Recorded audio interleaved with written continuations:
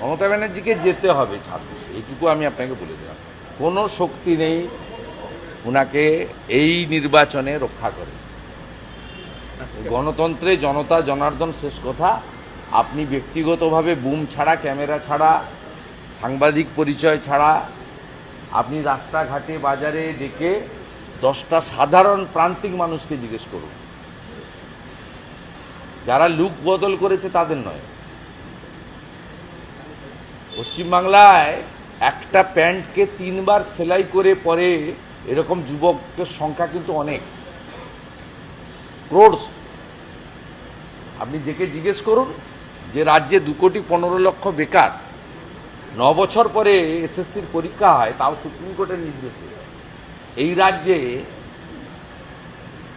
এই রাজ্যে মানুষ পরিবর্তন চায় এবং পরিবর্তনটা বিজেপির হাত ধরেই চায়, কারণ বিজেপি একমাত্র বিশ্বাসযোগ্য বিকল্প।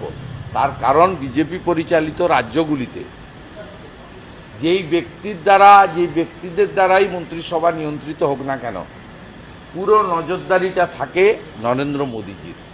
এবং নরেন্দ্র মোদীজির দেশপ্রেম, জনগণের প্রতি তার যে মমত্ব এবং একাত্মতা, এবং সর্বোপরি তার যে অনেস্টি এবং ট্রান্সপারেন্সি, এটা নিয়ে তার বিরোধীরাও কখনো তার বিরুদ্ধে কোনোদিন আঙুল তুলতে পারেননি, ভবিষ্যতেও পারেন।